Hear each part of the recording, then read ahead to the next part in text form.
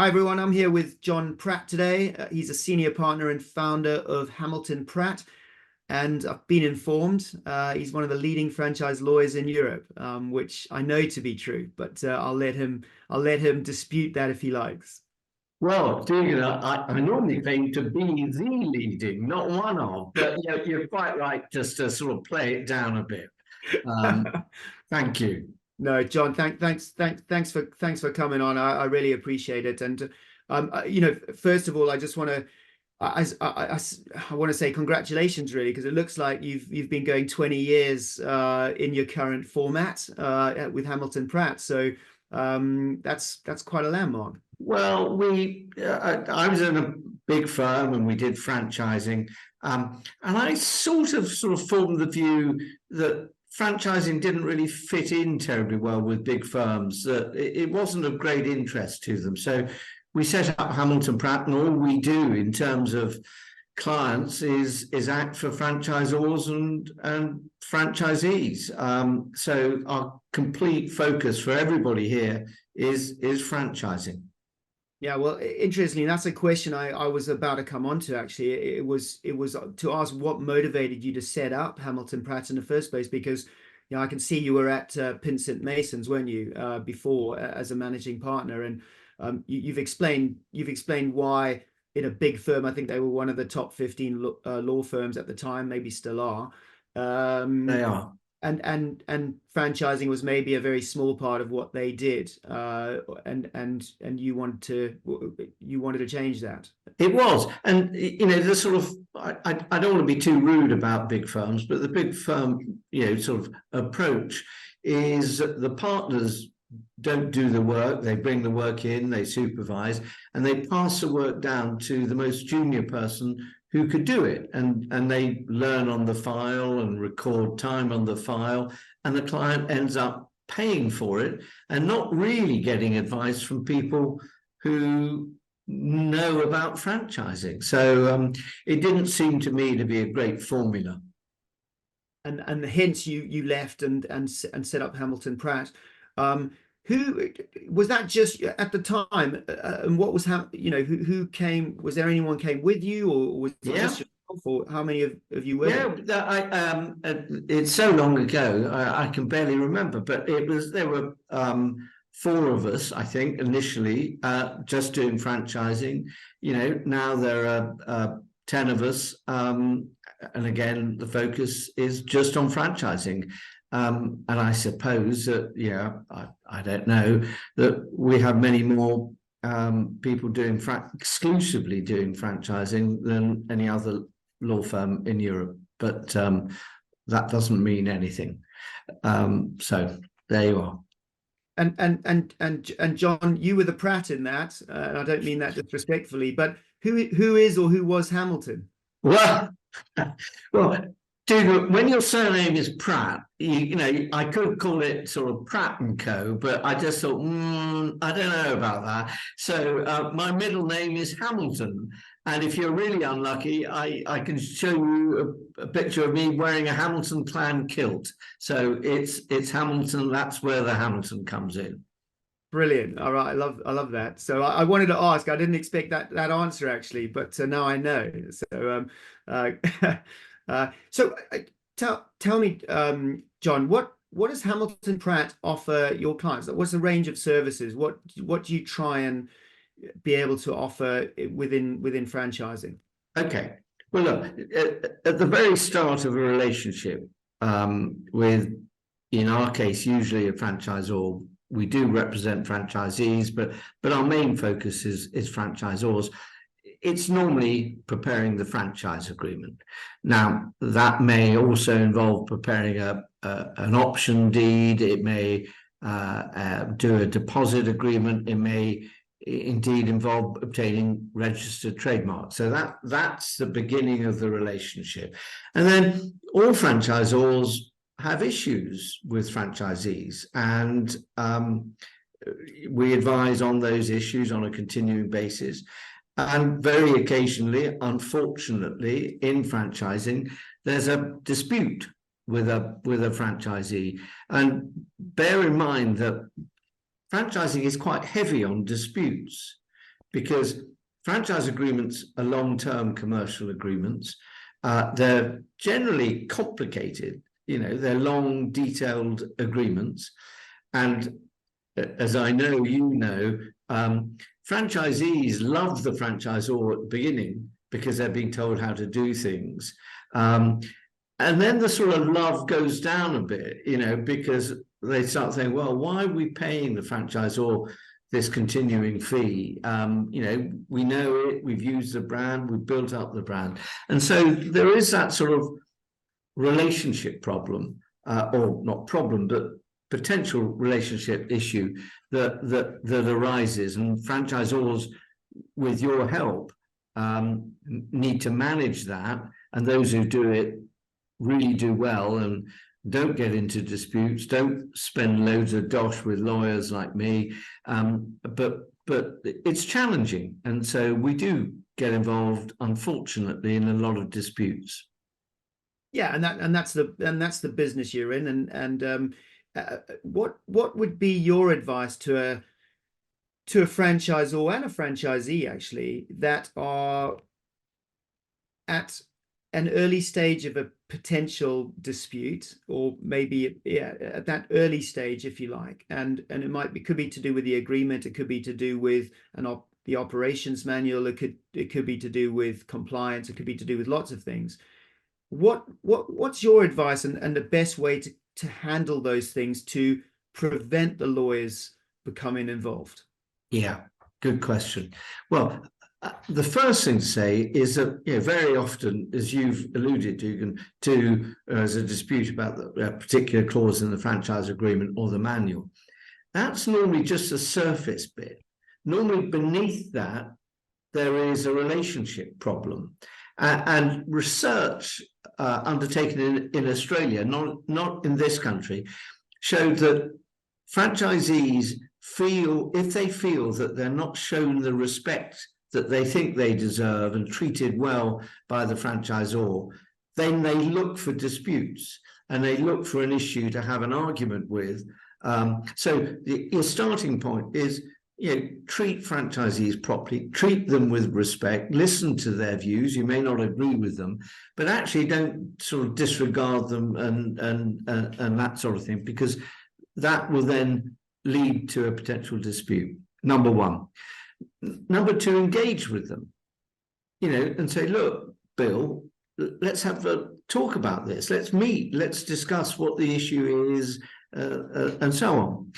Number three, don't do stupid things. I was involved in a franchisor that had been going for a long time. Many of the franchisees had been franchisees for 10, 15, 20 years. And yet the team that the franchisor sent out to regularly meet franchisees, to deal with their queries and so on, were newly recruited, who had no idea, no real in-depth knowledge of the franchise. And so that really cheesed off franchisees who said, hold on, I know much more than these head office guys that are coming here and supposed to be guiding me. And then and then make sure that in your franchise agreement, there are ways to resolve disputes which don't involve lawyers.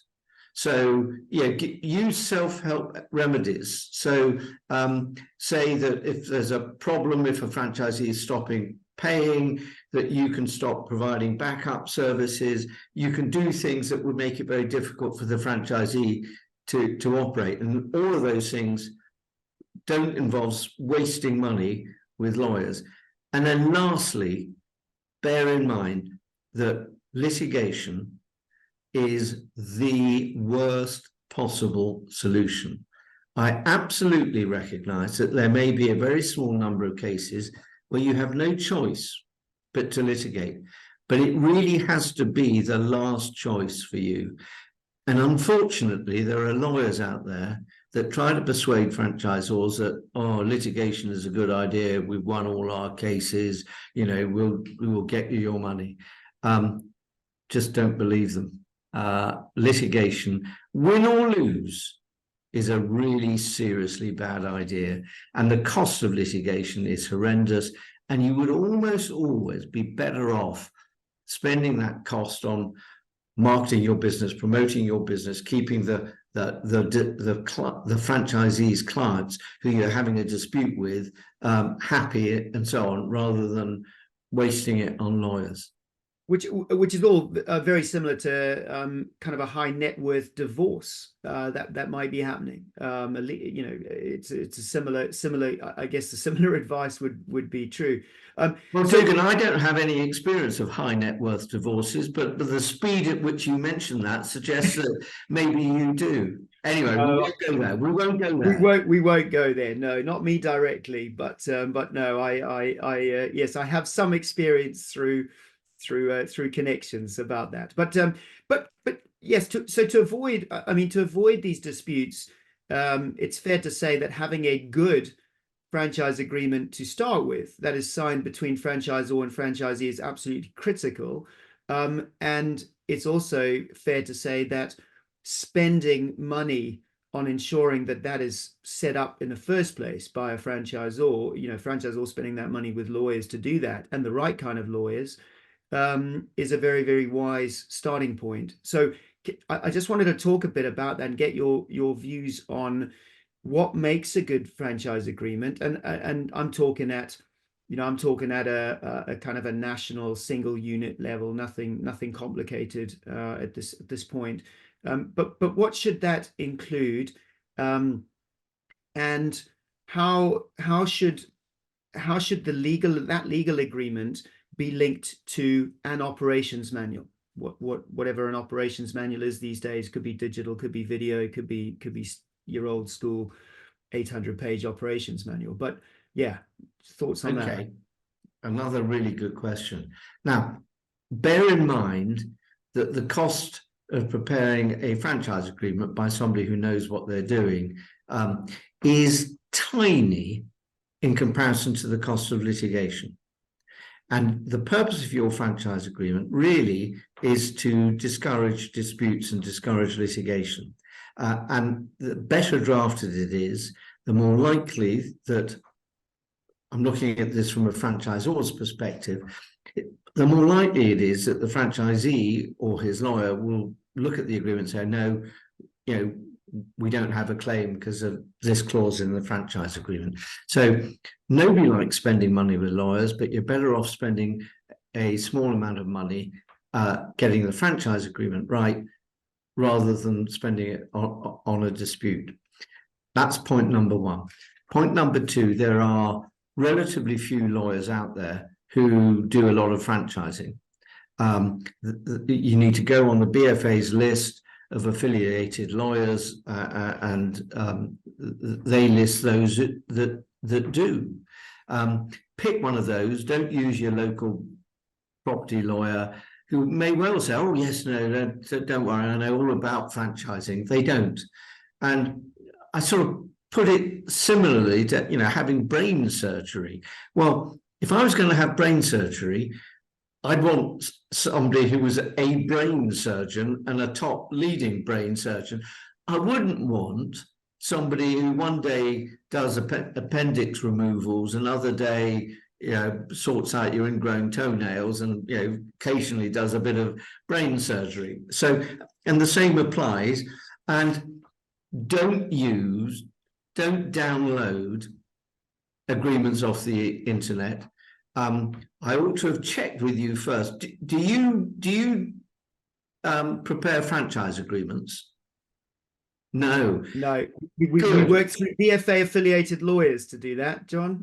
Well, good, because what I was going to say, if you're working with a consultant who says, I can draft your franchise agreement, that's the biggest warning sign that you're dealing with the wrong consultant, okay? I can't provide consultancy services, and consultants can't provide legal services. So, you know, get it done by a lawyer. I know we're ridiculously expensive, but I promise it will save you money. So that's the sort of thinking up to it. Then get an agreement that isn't as complicated as possible, but is as simple as possible. there's a case that Dugan knows all about called the Drain Doctor, which changed things in franchising. And the buffoon lawyer who prepared it, and this was a franchise agreement involving sort of sorting out problems with your sewage and your drains, not complicated. He produced a 120-page agreement full of schedules. You needed a PhD from Oxford to understand the agreement, and the judge hated it. So it's not clever for lawyers to produce really complicated agreement. Having said that, most franchise agreements are 40 to 50 pages long. Next, make sure the person you delegate to making sure that the agreements are signed is actually intelligent and knows how to do it. Because at least 50% of franchise agreements that are sent to me when there's a problem haven't been properly executed, and that causes you a problem. So take execution of the agreement really seriously. And lastly, there used to be a saying, once you sign the agreement, put it in your drawer and just ignore it. And that was trying to get across the sense that, look, franchising is about a relationship. It isn't about a legal agreement. And that bit I get. But you have to know what's in the agreement. You have to have quite a senior person who knows what's in the agreement. For instance, in my agreements, I say, look, the ownership of the customer list belongs to the franchisor, and the franchisee will provide the customer list to the franchisor either electronically, remotely, in real time, or whenever the franchisor asks for it. So we get to a dispute, and the franchisor says it's going to be really important for us to, keep these customers if the franchisee goes independent. And I said, well, you've got the list of all of the customers. I said, no. And I said, hold on, clause 8.3 says you're entitled to that list. And that's a really simple step you take that prevents having to go to court to get the list and so on. So whilst don't get the agreement out every time there's a discussion with the franchisee, know what's in there, and train your colleagues to make sure that they know what's in there. Okay, so John, no, that's brilliant. I love everything you've said there, and I totally get it. How your franchise agreements that you guys put together for franchisors that are signed by franchisees after that, how do they change from a van-based franchise model to a care sector-based franchise model to a premise-based F&B based type of franchise model? There's going to be common clauses, I imagine, that make up a certain percentage of every agreement. And then there's a lot of bespoking that needs to be done depending on not just the sector, but also the makeup of the model of that business. And this goes back to what you're saying. This is why you just simply cannot trust ever a downloadable template from the internet, or a consultant producing some legal agreement and putting in your hand and saying, £500, there you go, it's all done and dusted. So what's the process? What's the best way to explain how a franchise agreement is built based on a particular franchise business model? Well, Dugan, everything you've just said is spot on. So when we are instructed to prepare a franchise agreement, we have a franchise agreement checklist where we try to get all of the information that we need that has an influence on the variable elements to the agreement. And based on that checklist, we then produce a discussion draft. Now, you're completely right that we don't start with a clean piece of paper in producing a franchise agreement. We obviously start with our drafting standard franchise agreement, and we have various standards, various lengths, so there are variables. And those standards, and I'm sure it's the same for other lawyers who do a lot of franchising, are constantly updated. We constantly look at things and is there a better way of doing it, or problems have arisen which sort of educate us to a particular issue that we hadn't, dealt with, and so on. So our drafting standard, really contains all of our all of our know-how and knowledge about legal aspects of franchising. It's all in there. So, the common view is, you just sort of use that agreement. Well, you don't. It's a basis, and ought to be a really good basis. And then, as you pointed out, unlike agreements that are prepared off the internet, which are just basic, they're not made bespoke to your particular business and to the particular issues that are important to your business. We then get the bespoke stuff and put it in, and it's a process. And it's we produce a discussion draft based on the checklist. We then have a really detailed discussion where we go through every clause of the agreement, where the franchisor says, you haven't got that right. No, you haven't understood what we want. I say, look, I think there's a better way of doing it. We can do that. And then we normally produce, another 2 drafts, and the franchisor says, yeah, that's fine. So it's quite an interactive process between us and the franchisor. In order to really understand how the business works, to understand the issues for them. And obviously, Dugan, many franchisors have been advised by you guys, and so you've highlighted those issues that need to be brought to the attention of the lawyer, and that's an extremely valuable exercise.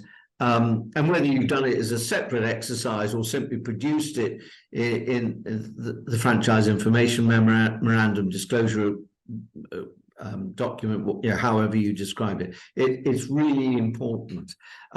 So it's interactive. You get involved, and we and other lawyers make it as bespoke as we possibly can. Great. And the length. Quickly, just to touch on the length of the agreement. I mean, agreements can range from, I've seen 3-year franchise agreements running up to 20-year with different clauses and break clauses in between. What's the most common? Is it the 5-year agreement? And what's your view on all of that? You're right, as always. It is a 5-year agreement is the most common. Probably 60-70% of agreements are 5 years, and there's a very good reason for that. It's a technical reason, really boring, but it's a technical reason based on competition law, that you can oblige for 5 years a franchisee to buy products from you, the franchisor, or your nominated suppliers, but you can only do that for 5 years if you're requiring them to buy more than 80% of their product requirements. So that's a starting point. Less than 5 years, I sort of think, is this a franchise if it's less than 5 years? I mean, there may be a very good reason why there would be a short initial term at the beginning, but normally franchising involves investment from a franchisee, which the franchisee needs to recover, and 3 years is almost certainly not long enough, and you want a long-term commitment. Now, 5 years may not be long enough for really expensive franchises. I mean, to kit out a McDonald's, is going to cost you, a lot of money, and you wouldn't be able to get your money back, I don't believe, in 5 years. So there may be those financial reasons why a longer term is required. And so if 60-70% are 5 years, I would say 10 to 20% are 10 years. And sometimes 7 years and so on. Now, For very expensive franchises like McDonald's, the length of the franchise agreement is 25 years, length of the lease. And there's a downside of having a very long term for a franchise agreement for franchisors. And that is that normally when you grant a 5-year term, or any, well, let's stick with the 5-year term. When you grant a 5-year term, you normally guarantee to franchisees, providing they met the conditions for a new agreement at the end of each 5-year term. So normally an initial term and at least 2 renewals, so 15 years. And the renewal is not on the same terms as the agreement that franchisees entered into when they became a franchisee. The franchisor can renew them. And generally the clause says, we will renew you on our then current franchise agreement. So it enables a franchisor to change the terms, to, within reason, change the continuing fee, the amount of the continuing fee, change the obligations, and so on. So I generally like 5-year terms, but there may be commercial reasons why 5 years is not right. Sure. No, I get that. And you talk about renewals. I think a brilliant thing to talk about is how franchisors should manage renewals. So a franchise agreements are signed, let's call it a 5-year term. So everyone's happy. And then at what point should the renewal of that 5-year agreement, if there's going to be a renewal, when should that be looked at? How long before the term comes up? Well, I guess the answer to that is anything between 1 year and 3 months before the end of the term. And the guiding principle ought to be, how long do you need as a franchisor if the franchisee doesn't want to renew? How long will you need to recruit a new franchisee in that territory? So you don't want too short a period before the franchise ends, the 5-year term ends. Neither do you want too long a period, because if you've agreed a renewal and they start behaving badly, it's difficult. I mean, normally there's a provision in the franchise agreement that would enable you to withdraw the renewal if they're in breach of the agreement after you've agreed it, and so on. But you don't want to get into that territory. So 1 year to 3 years, how long does it take to renew, to find a new franchisee, would be my guide. Okay, no, that's good. That's a really good tip. Costs of agreement. Again, typical 5-year UK franchise agreement, could be van-based or whatever, but nothing atypical. What kind of range of costs are we talking about? Well, I can speak for myself and be completely upfront. If we do it, our fee is £4,850 plus VAT. That's if I do it. I've got a brilliant colleague, Sophie Peasley, who has a lower charge out rate from me. She does a lot of franchise agreements. Her charges are less, and it's 3,750. Now, I guess the range in terms of lawyers would be somewhere between 3,000 and, I mean, I've seen 20,000 from some of the big London firms, mostly sort of 3.5 to 7.5, mostly, but that it's that sort of range, which I know for a franchisor starting off, is a lot of money. But honestly, it is worth it. Of course, I would say that, wouldn't I? But it is worth it. It is. John, there's an argument, and I will make it here, that before that kind of money is spent on the franchise agreement, that you should test the market first to make sure that you can actually attract the franchisee who's going to sign said agreement. Now, that's kind of the argument. I kind of fall on that side of the argument, because what's the point having a franchise agreement if you can't find someone to sign it? So my advice has always been, and I may be wrong, so I'm happy to be corrected, but my advice has always been, I'd rather them put more money they've got now into getting themselves set up in the right way, some money on marketing, handle those inquiries, and bring some people through, because those first franchisees are going to be pilots anyway. So they can understand that the franchise agreement is kind of being drawn up, whilst they are doing their due diligence, whilst they are building that relationship. What would you say to that? I mean, slightly worryingly or annoyingly for people who are watching, listening to this, I agree with everything you've said. Before you franchise, you've got to pilot test it. You've got to make sure that there are, as you said, prospective franchisees out there, that actually your business, and don't forget, you can only franchise a successful business.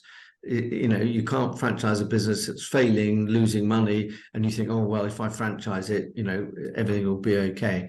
You need to make sure that it can be replicated. You know, when somebody else is doing it in another area, you need to prepare your operations manual with the help of the franchise center. You need to do all of those things, you know, before you spend serious money in doing a franchise agreement, exhibiting at the NEC, and all of those things.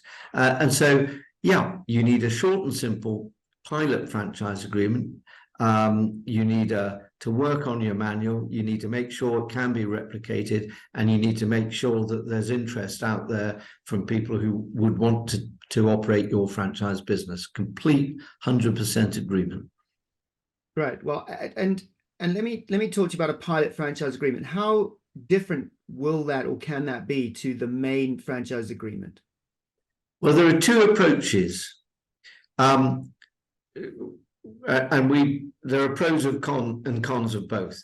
We have a really short 2 to 3 page franchise pilot franchise agreement, which basically says you will do what we tell you to do. You won't divulge any confidential information. At the end of the pilot term, which is usually 12 months, we will give you the option, if it works out, to enter into a franchise agreement or not. And that will be a proper 5-year franchise agreement. And if you don't, you can't be involved in, there'll be a post-termination non-compete covenant. You can't be involved in a competing business. You can make it as simple as that for, you know, a few £100, the cost of that, providing there are no serious tweaks. You would set out the payments that the pilot franchisee has to make. And then subsequently, you go the whole hog and prepare the proper franchise agreement. Alternatively, and this sort of is the way that lawyers feel more comfortable with, you know, you prepare the all singing, all dancing franchise agreement right away for the pilot. That sort of defeats one of the objects of the pilot, which is to A, save money, and B, learn if it can work. So I actually prefer the much shorter and simpler holding agreement, providing it doesn't last too long, of a very short and simple pilot agreement. I agree. I think that makes absolute sense what you're saying, John. I've never actually talked to a lawyer about that as such. I've always made my own logical assumptions, which can be dangerous, but it's good to hear you kind of largely agree with the way that we work as a consultancy and what advice we give. I think I'm unusual, Dugan. You know, in saying I think I am. I don't know, but John, I think you are. I think you are, because everywhere I've ever looked says that you need to have the franchise agreement in place. before taking on any kind of franchisee, a pilot or otherwise. And I've just always disagreed with that. I've just because it's a big expense that you may never end up using, Exactly. and that's a real shame. That the money that you would spend on a franchise agreement, you can actually put into finding the right pilot, and your costs are covered that way. So and then working with that pilot over 12 months or pilots under a much simpler agreement, it's going to help define what the full franchise agreement is going to look like, and it should make that full franchise agreement way better in the long term. I Um, completely agree. Yeah. so good. So good advice there for anyone listening. Save some money on the franchise agreement in the right way, not by downloading templates and things, but by doing one thing then the other.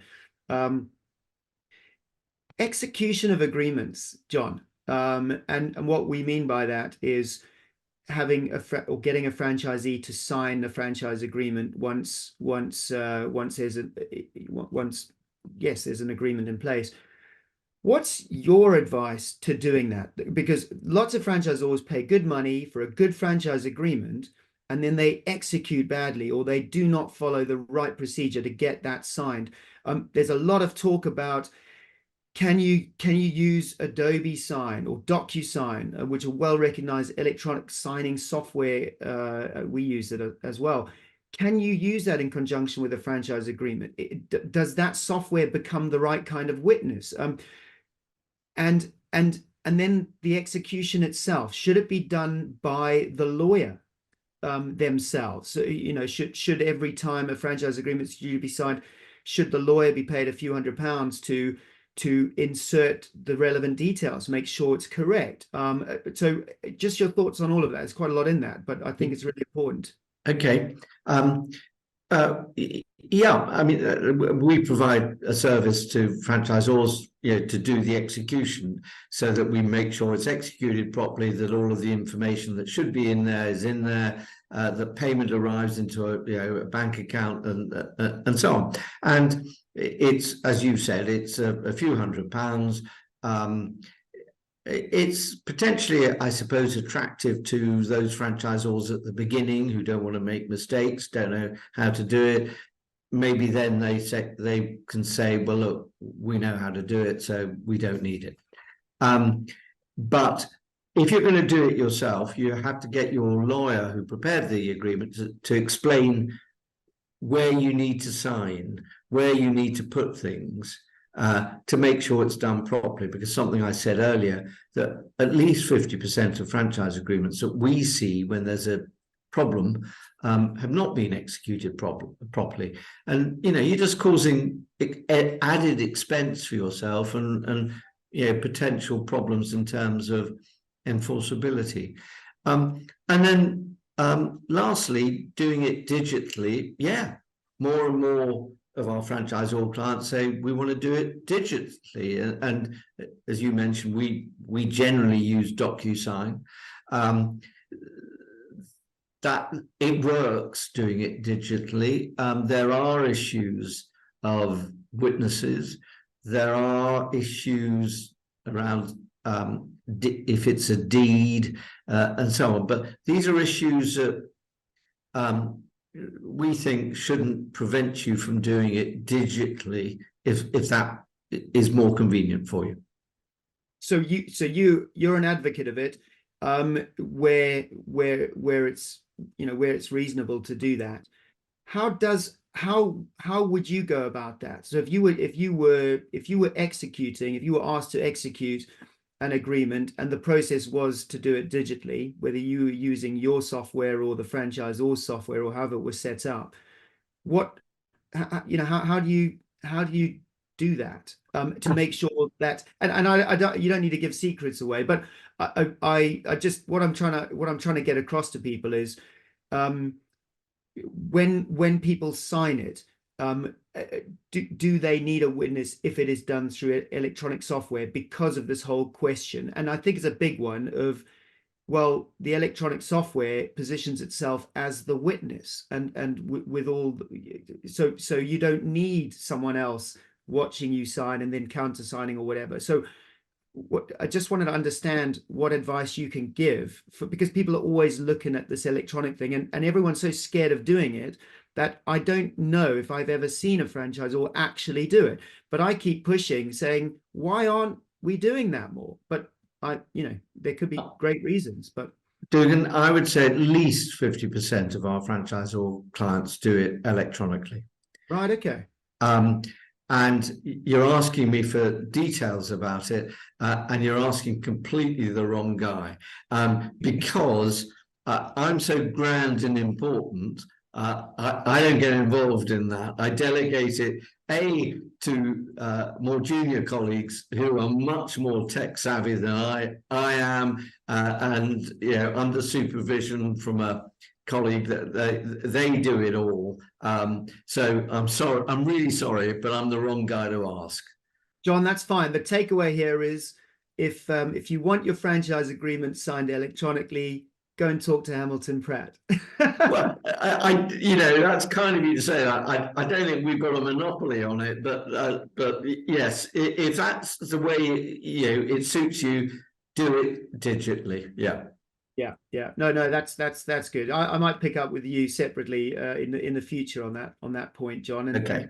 Yeah, no, that's interesting for me. So one other thing that I get asked a lot is if there's a good franchise agreement in place. So as a consultancy, we work with a lot of good franchisors who we know have a good franchise agreement in place, put together by good franchise solicitors and so on. So where we know that the agreement's really, really good, how should we advise potential franchisees to have that agreement looked at, or how they should look at it themselves? Or because the argument against doing it, John, is that the cost for doing it will range from £400 to £700, and what they're going to get is a kind of a summary of the franchise agreement, which could be 45, 50 pages. So they might get a 1 or 2 page summary.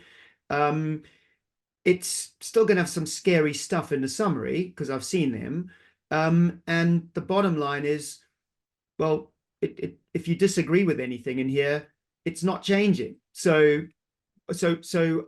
I always think, what's the point sometimes in us as a consulting company always advising a franchisee to spend that money to have a really good agreement that we know is good looked at, when actually that £600 could actually go into them starting their new franchise business. So I'm not taking money out of your hands in the answer and so on, but I just wanted to hear what you have to say about that. Okay, Jogan, let me ask you a question. When you bought your house or flat, did you get a survey done? A survey won't change it. It won't change the rotting windows. It won't change it. But it will guide you as to whether this is a house that you should be paying whatever it is for, or indeed buying it all. So it's there to inform you. And a really good franchise report should highlight those provisions in the agreement which are unusual, unworkable, or unfair. Like a survey report. And that's why it's really important that the report is not done by a junior lawyer who doesn't know about franchising. It's got to be done by somebody who knows about it. I hate doing them, but I actually do those reports because I know what should be in an agreement, probably more than and what shouldn't than anyone else. We make a huge, great loss on it, but we think it's important that it's done. So I completely get why a prospective franchisee say, well, it's a lot of money to be told what's in the agreement. But I have had some prospective franchisees have had a report from me which is very critical as to, you know, how bad the agreement was, how there was some real unfair bits in it, like, you know, the franchisor could charge whatever he puts in the manual. Well, hold on, the manual can be changed at any time. So okay, if you're not risk averse and prepared to, you know, go ahead, maybe you don't get a report. And I suppose, if I was honest, if I was taking a McDonald's franchise, for instance, would I get a report? Probably not. But in the great majority of other cases, whilst there wouldn't be a smile on my face at handing over 500, 600 quid to a lawyer, I would do it. John, is there a halfway house with this? So if you prepared a good franchise agreement for, let's say, one of our franchisor clients, and it was a good agreement, they paid good money for it, could you, off the back of that, for more payment, create a summary agreement of that agreement that you've put together? And could that summary agreement be used by the franchisor in future to help summarize the agreement to a potential franchisee? Not saying don't spend any money with another solicitor to have your, to have your agreement looked at, but just to say that this is a summary of the agreement in a laid out in a bit more layman terms. It's your choice whether you want to go and have that looked at by a different solicitor. Is that a way forward? To help?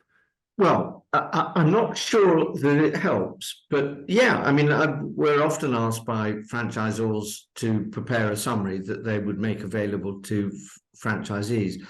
But from a franchisor's perspective, you, with reservations, have an interest in making sure that the franchisee gets legal advice. Because what happens when there's a dispute and it goes to court, the franchisees will often say, well, I never read that clause. Anyway, I didn't understand it. And that helps them in getting the judge on side or getting the judge to argue the franchisor should have brought this clause to your attention. So from a franchisor's perspective, whilst it's a pain because they have to deal with lawyers who might raise issues and so on, it's normally in the best interest of the franchisor that happens. And so more and more franchisors are requesting their franchisees to acknowledge and confirm that they have been advised by the franchisor to obtain legal advice and have obtained it, or they have decided not to obtain legal advice because they understand the agreement. So it's in the franchisor's interests that a prospective franchisee gets legal advice. Some make it a sort of requirement.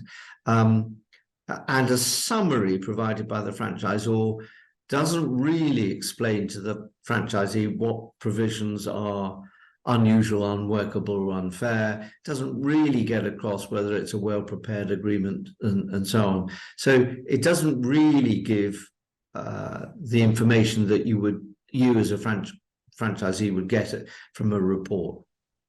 No, John, that makes sense. I mean, that's without a doubt what we've always done. We've always advised people take legal advice. We might put some caveats around that to give people options rather than it being absolutely mandatory that they do. So yeah, no, I totally agree with you, and I think that's important for franchisors to take heed on, is that they need to be able to show that they've advised that legal advice be taken against their franchise agreement. If someone chooses not to, they should declare they're choosing not to, and then they're covered for future, for future reference. So I totally get that. So I've just got one more thing really to cover, John, and then I can let you go. And this is looking at the more international side of franchising, and this is when when brands are expanding internationally, they're seeking franchise partners or business partners under the form of what's quite common, a master license agreement or master franchise agreement. I know you have experience in this field as well. I hear a lot, okay, that and the consultants blaming lawyers for the breakdown of a potential relationship between parties. A UK franchisor seeking a master in Spain or France, and it's the lawyers that end up, messing it all up. And the deal was pretty much done until the lawyers got involved, and then suddenly it all went away, and that can be, in some cases, years of work getting to that point. And it can lead to years more work to find another business partner, only for the same cycle to come back again. So what I wanted to ask are, in your view, what are some of the main reasons that master license agreements cause a problem when it actually comes to getting to that final handshake and setting up that business partnership, which is really, really important? It's just, I've, in my experience over many, many years, there's just such a small percentage of brands are actually able to find a master license or a master franchisee. And it's not, I don't blame the lawyers at all, but it's what I hear. But there's lots of reasons for that. But what advice can you give just about that whole process in general, and maybe the legal aspect as well?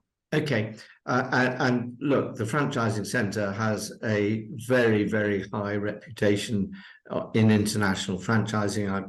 I've worked with one of your delightful colleagues in many international deals. I hope she wasn't talking about me, about the lawyers messing things up. Look, what I recommend is early on there is a relatively short and simple heads of terms, because very often commercial people think that they've agreed everything but haven't. And let me give you the principle, or just one example. Very often in international deals, as in domestic deals, you would want the individual who is behind the master licensor or licensee rather, or master franchisee or developer, to provide a personal guarantee or bank guarantee. Now, the commercial people tend not to discuss that, because it's a slightly difficult thing to discuss. And so when you do heads of agreements, that gives you the opportunity to put, we will require a personal guarantee in. And that brings out those provisions which haven't been discussed by the commercial people, either because they fear it makes people uncomfortable or they hadn't thought about it, and so on. And for instance, without a personal guarantee, you're trusting the guy to pay you.